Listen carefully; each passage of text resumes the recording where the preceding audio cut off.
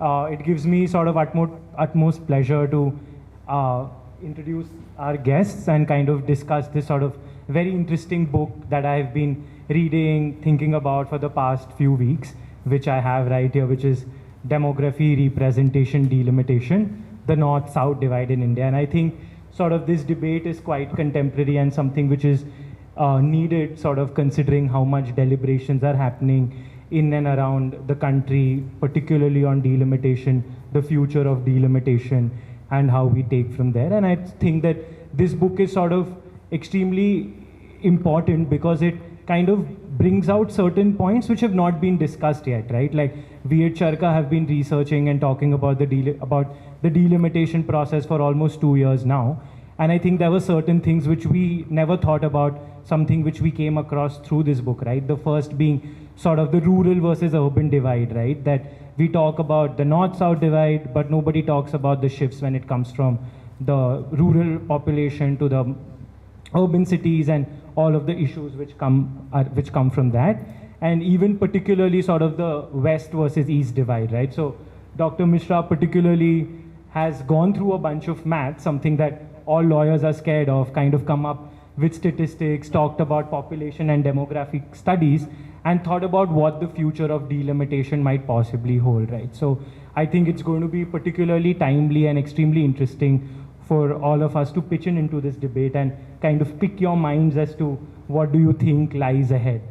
So, but I would kind of take a moment to introduce our speakers. I'm sure they need no introduction, but Dr. Mishra currently is the Joint Director of the Prime Minister's Museum and Library. He has completed his doctorate from from Jawaharlal Nehru University as in French Canadian colonial history, and kind of during his time and his research worked at the University of Ottawa, went there for some research, and kind of his book is something that we will be discussing interestingly today, and kind of he has some knowledge particularly around history and demographic studies and has taught history at the Jindal Global Law University. So we are very grateful for you, Dr. Mishra, to come and have this discussion with us.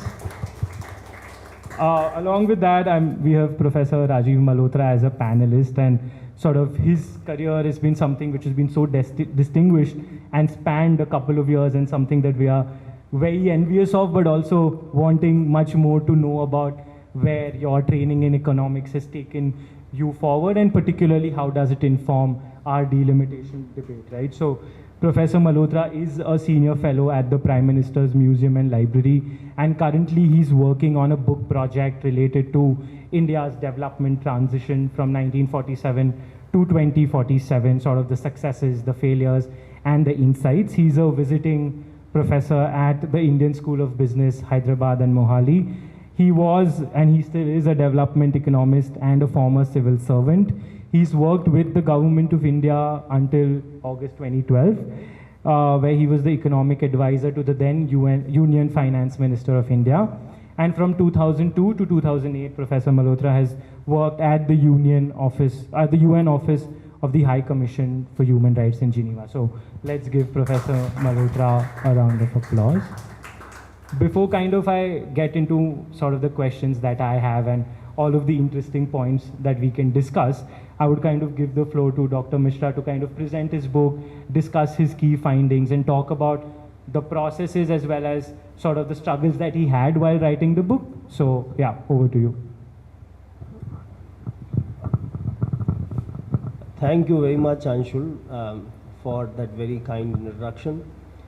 And I'm thankful to both Anshul, Mayuri, and of course Vidhi Legal Center for inviting me here to share my findings, which I have presented in my book, with this distinguished audience. And I'm especially thankful to Professor Rajeev Malhotra, who is a very good friend and senior, who has kindly agreed to be here on this occasion. I would just like to briefly share with you my journey in writing this book, and my principal findings. I started working on this book around the turn of the millennium in 2000. This was a time, more or less, when after the economic reforms of Prime Minister Narasimha Rao, on the one hand, India was making great strides in terms of economic development. On the other hand, the regional disparities in social and economic development had also started increasing. Not that they were not there earlier. And in 2000, most of you are very young, but some of you might know about this. Mr. A.M. Khusro headed the 11th Finance Commission, and he gave the award of the commission in 2000. I don't remember the month now. And when the award was presented, some politicians whom I don't want to name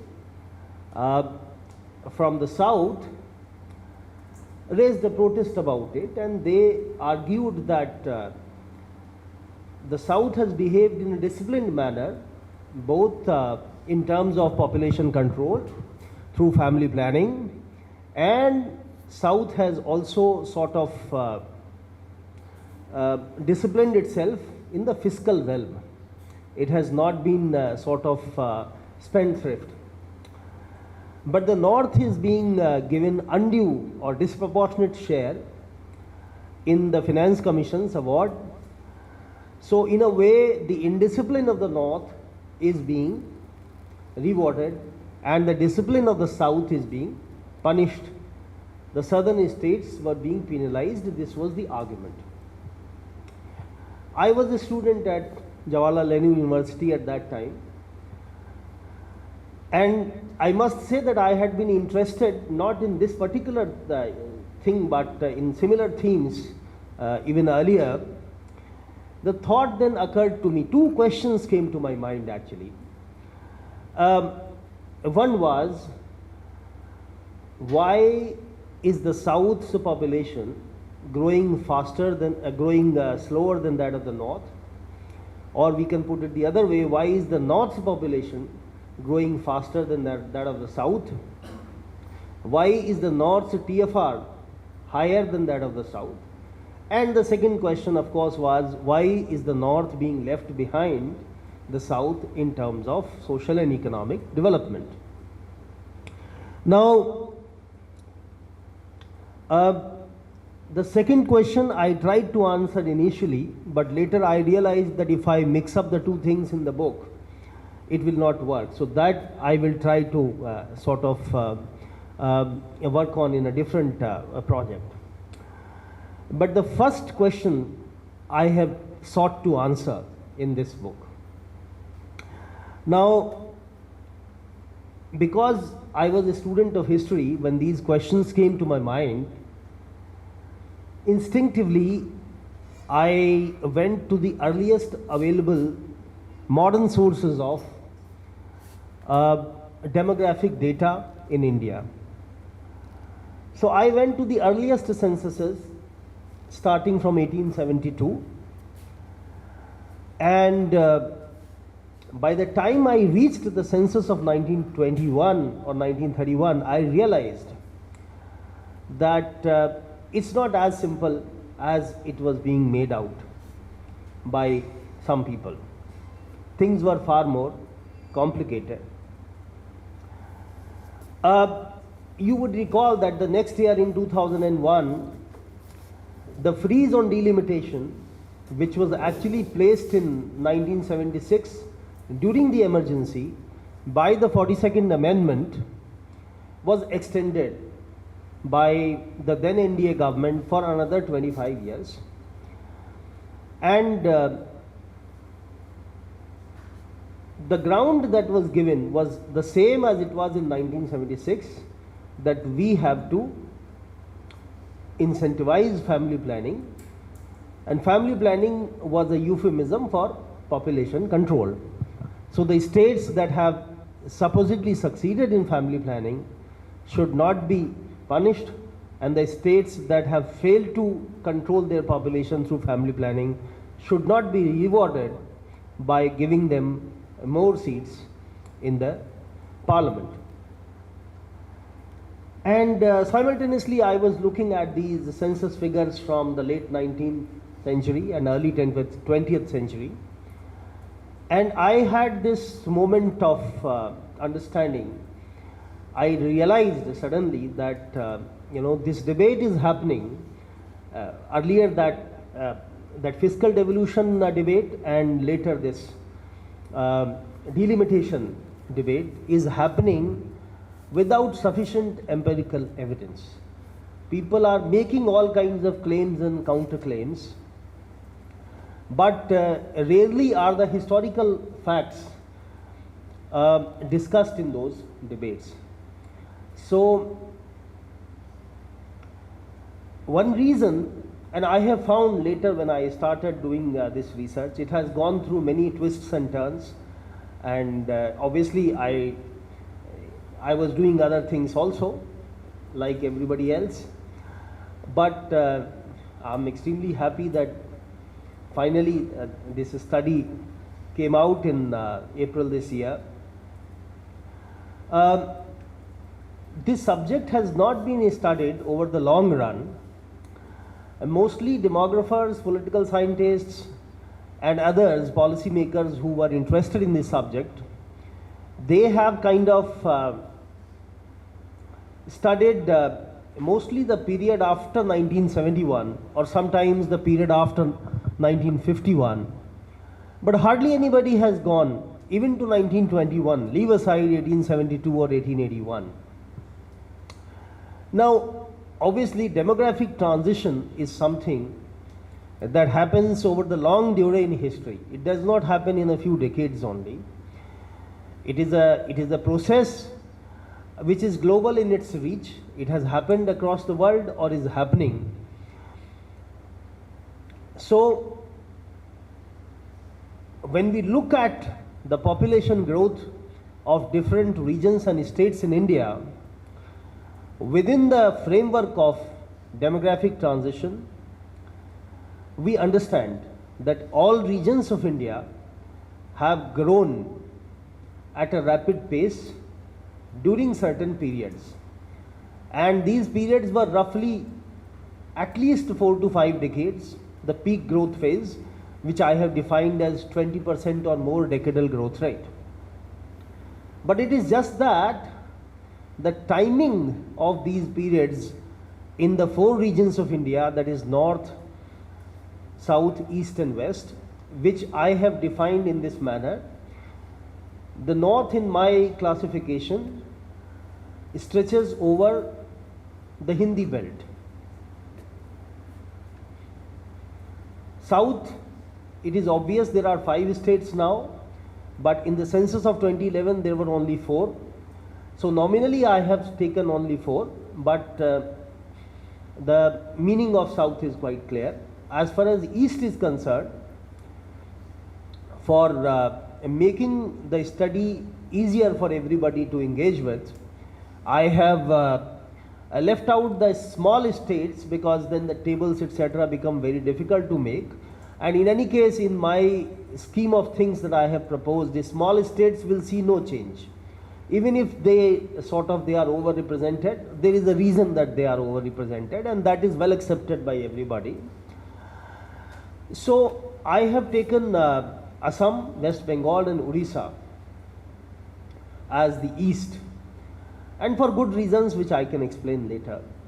As far as the west is concerned, I have taken Gujarat and Maharashtra as the west, and Punjab, Jammu and Kashmir and so on, and other smaller states I have kept in the category of the other. So this was my framework. I have studied the demographic data derived from all the censuses of India, and they run into hundreds, because it's not just the national census report. There are state censuses, sometimes there are district censuses, then there are district gazetteers and boundary commission reports and other kinds of reports that provide relevant data. And I have reconstructed the population of India with its present boundaries in 1881. That is minus what is now Pakistan and Bangladesh. And then I have calculated up to the taluka and tehsil level the population of these 4 different regions in 1881. And then of course I have calculated the cumulative growth figures for each region. And I have also seen the movement in their shares in the national population. In fact, this was the most critical part of the study, which took me actually years, because no such sort of data series was readily available. And maybe that was the reason that it wasn't studied over the long run, because it required a lot of effort of this kind.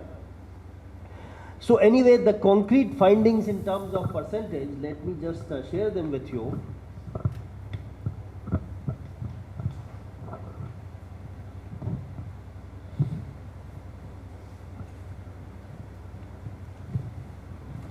Now, from the perspective of delimitation, over 1881, 1971, the North, as I have defined it, had the lowest cumulative growth of about 115%, as compared to South at 193%, West 168%, and East 213%. These are cumulative, approximate cumulative growth figures. Now let us take another timeline, 1881 to 2011. So we are taking almost the entire census period now. I have not used 1872 as the initial date line for this long-term comparison, because 1881 census was not a synchronous census. It had not happened at the same time in different parts of India, and many parts were left out also. It was actually more of a compilation of different censuses that were done, some 5 or 6 years earlier and some that were done in 1871 or 72. So it cannot work as a reference point. Now, over 1881 to 2011, I found that the North grew at 425%, cumulative growth figure. It was at the bottom. South 445%. Now these two figures are comparable, because I'm sure you can appreciate the fact that in such long-term historical comparisons, even a small change in the base can make a significant sort of change in the cumulative growth figure. So these are not meant to be taken as very precise figures, in the sense that, 425% is not so different, I would say, from 430 or 435%. But the fact remains that the North was at the bottom and West grew. Now here the difference is significant. The West grew at around 500% in this period, and East even higher, 535%. Now when we come to the population share of different regions, the North's population share, contrary to all the claims that are made by people, very well-meaning people, but probably they have not looked at the empirical evidence. The North's population share fell from about 50% in 1881 to 42% in 1971. That of the South rose from about 22% to about 26% in 1951. And even in 1971, which is the cutoff point for delimitation, even now it was about 25%. Then as far as the share of other regions is concerned, in the case of East,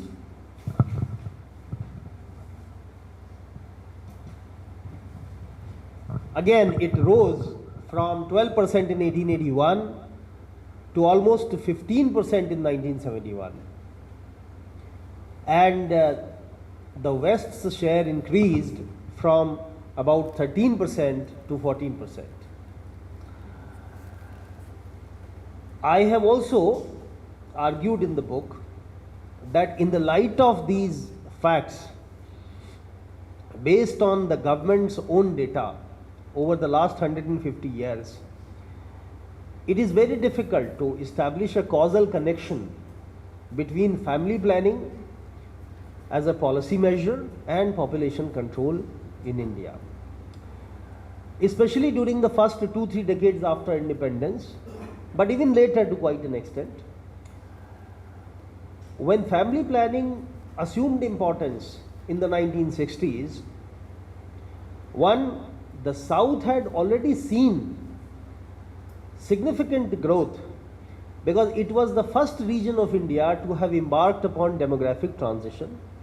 As we know, demographic transition is triggered mostly by a decline in mortality rate. And the decline in mortality rate happens with a small sort of improvements in nutrition, public sanitation, healthcare, etc. Because much of the mortality in all pre-modern societies was that of infants and children. Once that is controlled, the survival rate goes up quite drastically, and obviously the birth rate or the total fertility rate takes time to drop. It takes time to drop because people do not make the decisions of their life by looking at some statistics, or I'm talking about even educated people like us, or by sort of reading some book. No. People make their life's choices and decisions on the basis of what they have learned through the experiences of life of their parents, their grandparents, their friends, the people around them. So it takes a few decades for this sense to percolate in a society that now the survival rate of children has increased, and therefore the earlier number of children is not required. Of course, there are other people who, even after that higher survival, because of other reasons, could be poverty, it could be other reasons, they still continue to have a high fertility. That's a different thing. So it was triggered in the South first, and for 90 years the South had experienced very good population growth, and therefore a gradual decline in the fertility rate and the population growth rate of the South was more or less inevitable.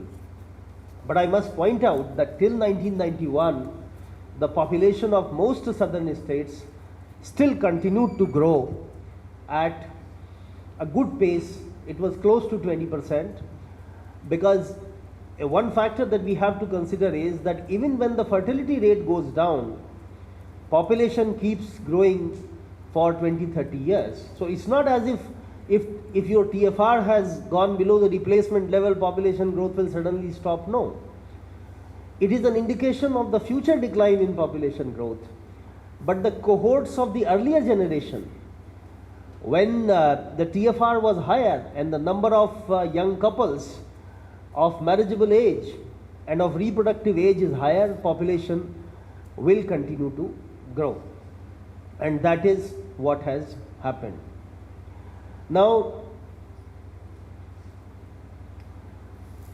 I believe that these facts have been largely overlooked in the demographic debate and the delimitation debate that has happened in the country over the decades, and as a result, the debate has become unnecessarily shrill and polemical, and it does not have a strong basis in the relevant long-term empirical evidence, which it is my endeavor to put before everybody who is interested. Now, the last point that I wish to make is how much of imbalance or distortion it has caused. So the freeze on expansion and reallocation of parliament seats, especially the Lok Sabha, has undermined the constitutional provisions and the democratic principles of equality of representation. In concrete terms, at present, the North and Western India are grossly underrepresented. The East is almost even, it is slightly overrepresented, while the South remains quite overrepresented. The average Lok Sabha constituency in the South has just about 21 lakh people. In the North, 31 lakh. In the West, 28 lakh. So I conclude by saying that while the divide in representation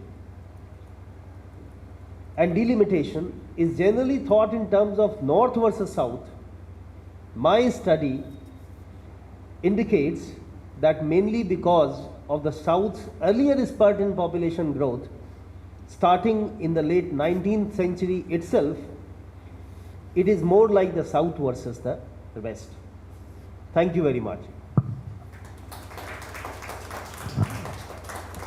No. Thank you so much, Dr. Mishra, for that. And I think numbers are going to be a big part of this discussion, right? And we'll be kind of going into that into much more detail, right? Because when it comes to Lok Sabha, the number of seats, the number of constituencies, as well as what does one MP or one MLA kind of represent, how many number of people, it kind of becomes a lot of math which gets involved. So thank you so much for sharing that, Dr. Mishra, and giving us a bit of context before delving into remarks by Professor Malhotra and our discussion. So I'll just hand it over to Professor Malhotra for giving sort of his remarks, his views and perspectives about the book, as well as thinking about certain probing questions that we need to investigate. Over to you.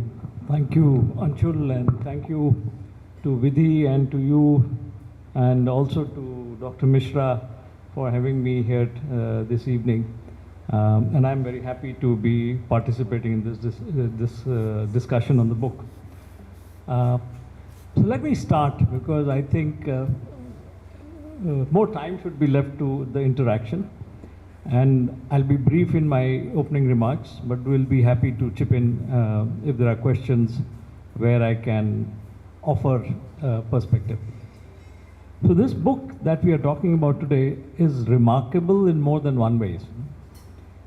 The first significant feature about the book is that it is a unique contribution to three overlapping domains, namely the demography and the demography transition in India. So that is one domain. The second is the functioning of our democracy, and then more specifically the delimitation issue, which is becoming a very intense and likely to become a very, very intense political hot potato, I would say, for us to manage as a nation in the coming months, or let's say a year or so. So it's a great contribution to that debate, and in that contribution he brings out evidence, so that this whole debate is actually around facts and not being hijacked by political concerns. Inevitably that is bound to happen, but here is one book which tries to bring the evidence on the table, demolish certain preconceived notions which in our country have a tendency to go viral, and especially in this age and this media age, where people don't go deep enough to actually question what is being peddled in social media and media in general and by the politicians. So in that sense, this book is a very critical and a timely contribution. There are 2-3 other things that let me just draw your attention to. You see, sometimes when I come from a policy making domain, and I'm an economist by training. Sometimes what happens is we don't make the right policies. Why? Because maybe evidence has not been looked at. Why? Because there are political compulsions behind taking a policy stand, and that the consequences of that may not be visible there and then. They become visible only later. So here is an example of that. This principle of the democratic principle of one person, one vote, one value was subverted with the freeze in 71, and then continuing that freeze for 5 decades. So you are undermining your democracy. Of course, there are other facets to it. One cannot just look at it from that prism. But the point is, the policy which underpinned this freeze was not a policy which was coming out of India. So let me just share with you a very small story about how the freeze came about.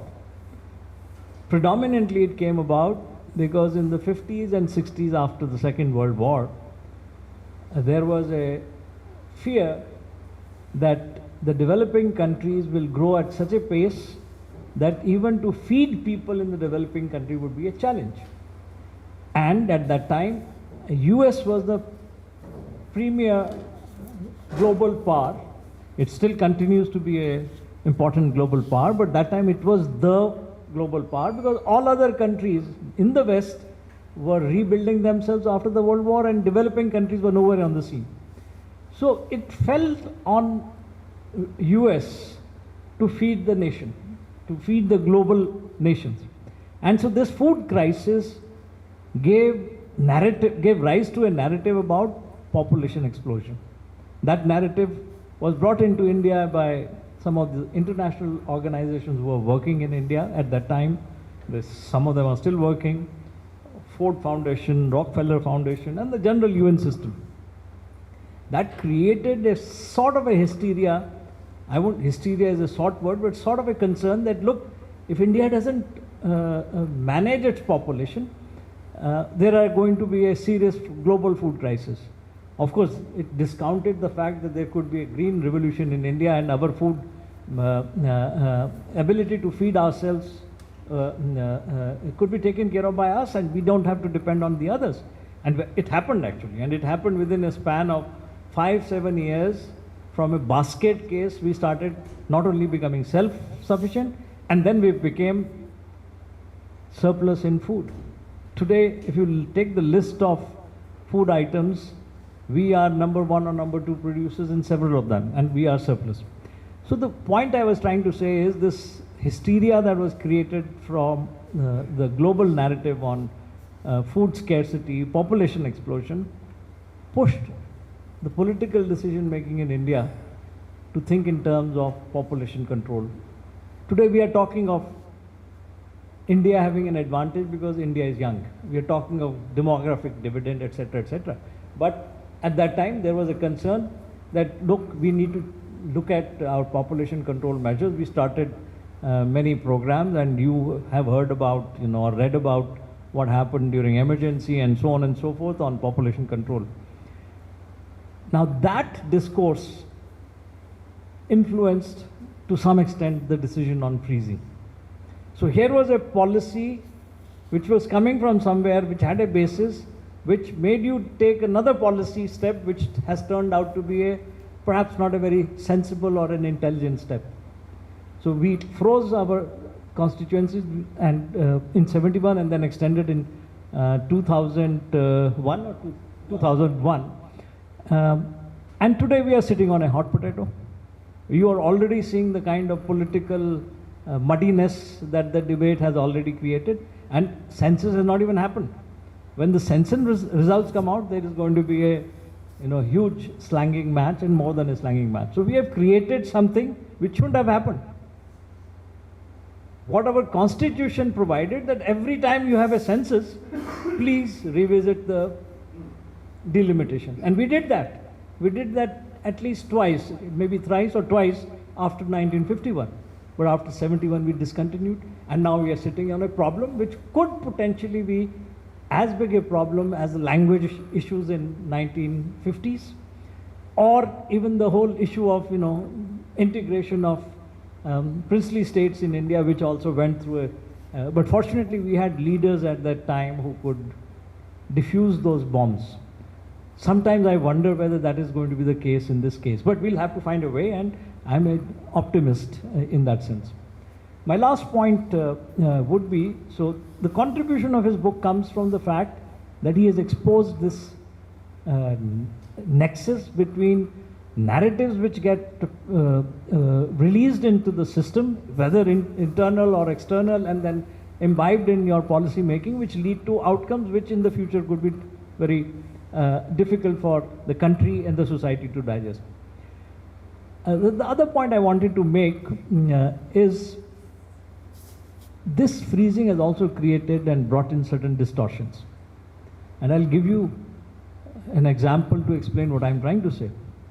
We had the Nirbhaya case in 2012, right? 12 or 13, was it 12? 12.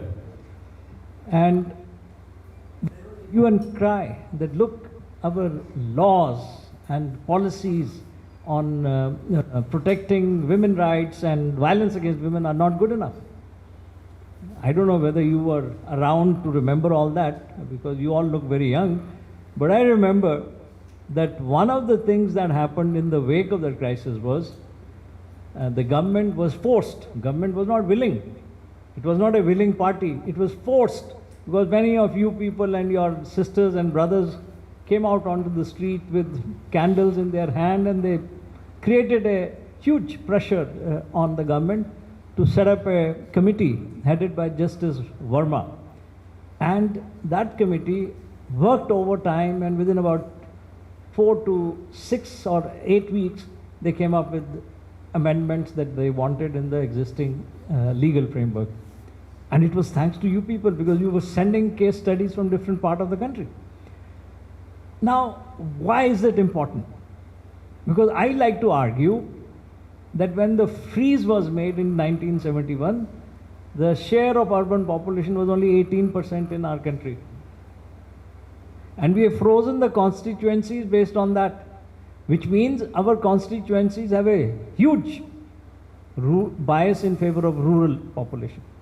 So what then happens is, issues which are important in urban, peri-urban areas, as urbanization grows up, as there is migration from, let's say, Bihar, Eastern UP, MP to the metropolitan areas where the man comes and starts working here, but he's having a culture shock. His wife and family are back home. And that culture shock, because they find, for example, let me be very explicit on this, they find young girls moving around even late in the night. This is something that is beyond their conception, because this is not what they're used to. That has given rise to crime. That has given rise to the kind of challenges. And it's not just about this crime-related issues. There are a whole lot of urban issues. Why is it that a country needs to have an odd and even scheme to check pollution? Because some of these urban issues are being neglected, because political wisdom tells the politician that focus on urban, rural issues, and focus on, because their constituencies are rural. Of course, we all are also a party to it, in the sense that we don't go and turn up to vote when we need to vote. And so the results are biased by the rural population. There is this problem which, so urban-rural distortion, he brings it out in his book. Then there is one small last point I want to make. In the mid-90s, I was at that time in the Planning Commission, and we mooted the idea of having a MP Local Area Development Fund. Every MP was given some. It started off with, I think, 1 crore, then it became 2 and multiple crores. Then it was applied in assemblies also.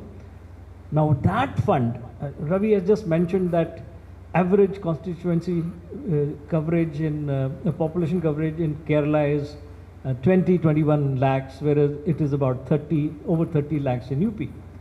But the same fund goes to every constituency.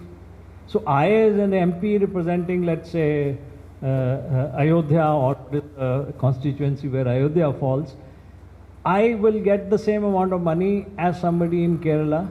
And if I am a dedicated MP, my resources to address those local area needs for which that fund was created is limited. I will have much more need for higher resources, including staff resources, to service my constituents. So there are these kinds of issues which are not really explicit in the debate that we are seeing around the North-South divide, the delimitation and the North-South divide. Dr. Mishra in his book has brought out these concerns, and he has brought out these concerns backed by numbers. So it's very timely. My very last point, though I've been saying last for maybe 3 times already, the other remarkable thing about his book, the last remarkable thing about his book is it's too long. Now that may put you off, but when he was writing it, on 1 or 2 occasions when he had the time to discuss, I highlighted the archival value of this work. He has not only looked at the whole series of census from 1872, but he has taken the trouble to administratively adjust the data for what could be comparable in today's context. And even after independence, you know, the states have been created, etc. But he's taken the trouble of adjusting the figures to reflect the picture on ground today. So it has an immense archival value. And so even if you get put off by looking at the thickness of the book, it's lying there, and Anshul has it in his hand. Do take the trouble in looking at how evidence can inform better policy making, better laws. Laws are also a part of the policy, an embedded part of a policy, which is sometimes very critical. So have a look at it and perhaps use it in your work. Let me just stop here.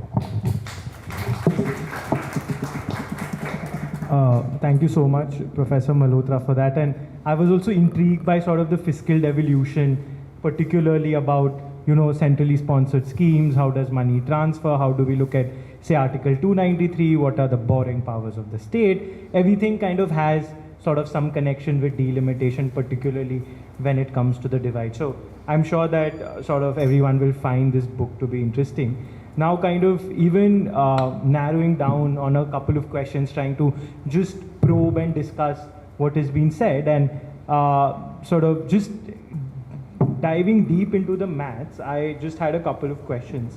The first is that even in your opening speech, you mentioned that from the period of 1881 to 1971, the population of the South grew by nearly 3 times, whereas the North grew twice. However, its percentage share when it comes to India's population was 25% for the South, and North had sort of 42% of the entire population, right? So it came, yeah, correct. But when we kind of hold these figures independently, we see that still the North has 42% as the South has 25%, even with respect to it being doubling only in the North and increasing thrice in the South, right? So when it particularly just comes down to plain numbers, how do you think, so this would kind of reframe the North-South divide? Does that sort of have an impact on how do we look at the policies? Because just coming down to plain figures, what would be your opinion? I don't think that, you know, the plain numbers need to be necessarily seen from the point of view of different regions or different groups. I would say that we should follow the Constitution. The preamble of the Constitution says clearly, we the people of India. And the Articles 81, 82 again talk about not specific states or regions when it comes to representation in Parliament. They talk about population of each state. Allocation of Lok Sabha seats is done on the basis of states, not on the basis of regions. Region, of course, is an entity which is politically, socially, culturally constructed. That is a different thing altogether. But as far as the Constitution is concerned, there the allocation is not done according to any region. This is the first thing that we must keep in mind. The second thing is, as I said, it is the principle of the Constitution of India that the value of each person's vote coming from any class, any community, any region should be roughly equal. That is, one person, one vote, one value. Now, when we frame the debate in terms of different regions or different communities, and we say that, well, this region is in a majority, or it might become a majority. From the constitutional point of view, the main anomaly that I see there is that you see that it's not just the population of different regions that has seen divergence in growth. It is the population of various groups also that has seen divergence. Meaning, and I have given this argument, facts in the epilogue of my book, that the population of Muslims as a community, for instance, has increased from 9.8% in 1951 to 14.20% in 2011, and it is likely to be higher. Similarly, the population of SCs and STs collectively, it has increased from less than 20% to more than 25%, and it is likely to increase further as a percentage of the national population. And I'm sure that a similar sort of divergence can be found across all kinds of groups based on caste, religion, ethnicity, region, of course, everybody talks about. So what do we do with this? Can we argue that the population share of each group, whether based on caste or religion or ethnicity or language or region, should remain frozen in perpetuity? Can we take that stand? This is what I would like to say.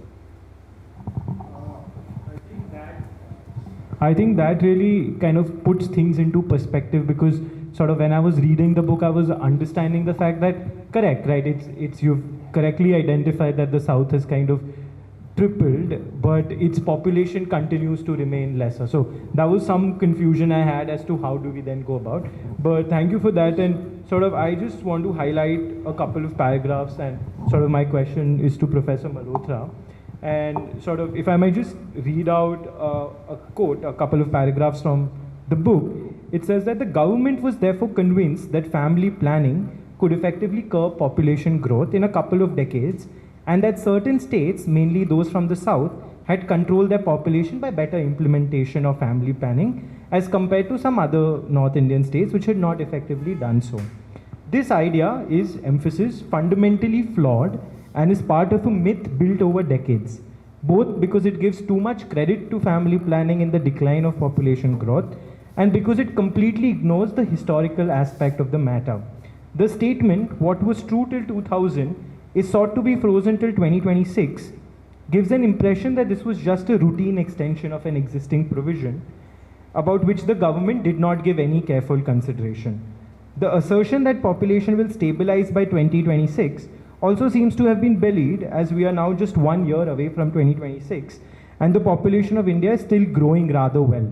So my question to you, Professor Malhotra, is do you think that sort of the current calls of extending the freeze by some scholars, moving beyond that, we should not have delimitation now, but push it further, do you think that this and sort of the debates which will happen suffer from the same delusion as you have identified, or is it just lack of misinformation and not reading sort of the demographic studies? What is your perspective on that? So fundamentally, I think we have to stick to certain principles, the constitutional provisions here. And although the process of stabilization of the population has got expedited, it is going to happen perhaps earlier than what we thought. Certain states which were populous and growing have started showing indication of slowing down in terms of growth. But you see, the question is, you have to examine this issue from the point of view of different prisms. Our concern here is about how a democracy functions. And so in my view, we need to go back to this principle of one person, one vote, one value as quickly as possible, because it'll kind of take care of the unnecessary political wrangling and noise being created, which is diverting perhaps our attention from other more critical areas. And I also want to tell you, which I should have mentioned in my remarks, that evidence on family planning and population control contribution of those measures to population, to actually bringing down population is very, very thin. The one factor which drives this is female literacy. Interestingly, in his book, there are a couple of charts which show that the moment female literacy rate in an area, region, state comes close to about 25%, as low as that, the state starts or the region starts experiencing a noticeable decline in population. Now, to link population control measures with female literacy is a little far-fetched, but female literacy will have population control consequences is obvious from this kind of evidence. So to come back to your question, I would say that we should not let this bomb keep ticking. We should resolve the issue as soon as possible.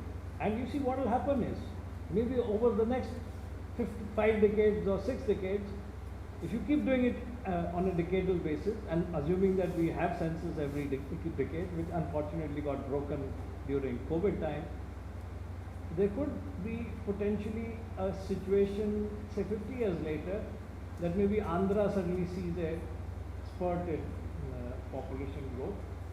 Unlikely, but it could be also induced. We would incentivize, as you have already started hearing some of these chief ministers are taking the path that have more children and taking that path. So you should be open to the fact that in case the trends change, highly unlikely, but if they do change, you should be willing to go back to, you should be able to go back to that, respecting that principle and implementing.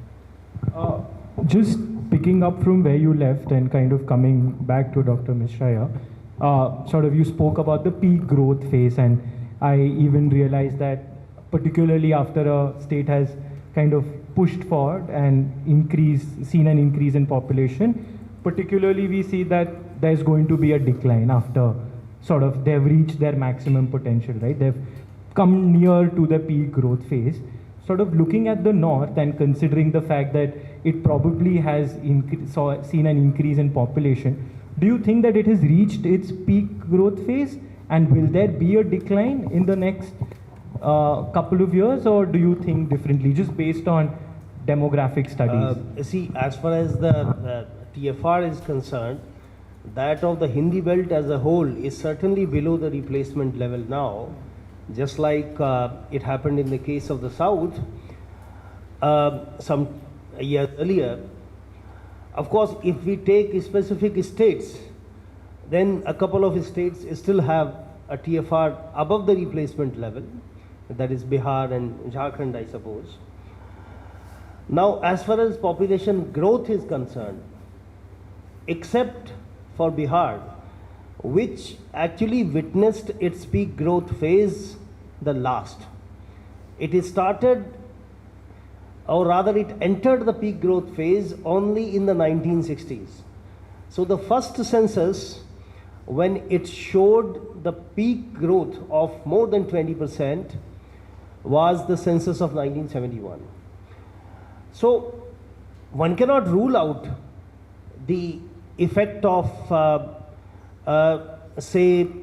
policies that are not conducive to a sort of decline in fertility. One has to take into account the fact that the state has a low per capita income, has a low urban population, lower literacy levels. But the point that I make in my book, and which I want to repeat here, is that even considering all that, it is quite evident that the behavior of Bihar in the last 50 years is not an outlier. In fact, it has shown growth that is comparable to that of most other states in India, most other, not all of course. It is just that it was the last one to have embarked upon it, and therefore it sometimes appears to be anomalous. I'm one of those who don't believe in making predictions about the long run, but certainly, and demographers have certainly proved to be almost entirely wrong, I can say, in all the predictions that they made about the population of India in the last 70, 80 years. At least 90% of their predictions proved to be wrong. But certainly one thing we can say, based on our experience of demographic growth and demographic transition around the world, that once a population has reached the mature phase of transition, it does not come back to the population growth phase again. Around the world, several countries have tried it. Japan has tried it. I was in college when Japan started facing this demographic problem, and I remember in the 1990s there used to be articles on how Japan was trying to encourage people to have more children, incentivizing. It hasn't worked, by the way. China is trying now. It is unlikely to work. Germany, Italy, many other countries, once they have gone through the peak phase of transition and they have reached fertility level below the replacement level, once the women are highly educated, they are employed, once the society has become highly urbanized, the cost of living has gone up, the culture of the society in terms of the values of life, in terms of the aims of life have changed. It is extremely difficult, that's what the historical experience shows us, to go back to an earlier phase. So it is quite clear that even the population of the north is on the way towards stabilization. Where it will stop, when it will stop, nobody can really predict. Add not to what Ravi said just now, but my previous answer. I said that we need to diffuse this ticking bomb. We must go back to the constitutional provision, try to make the average constituency size in terms of population as similar as possible, with the exception of smaller states, etc., etc. But there is one catch, and to be able to do that, we have to address the concerns around federal structure of our country and the fear about one region or the other region dominating the politics of the country or the decision making in the country. So we have to find ways to address that. And the good thing about his book is that he has given a few alternatives there, which need not be the solution exactly, but they provide a basis for how a solution can be found to this problem. But this problem, this bomb, has to be diffused, because the consequences, the more we defer it, the more grave the consequences will become. So thank you so much for participating in this sort of engaging, insightful session, and thank you so much, Dr. Mishra and Professor.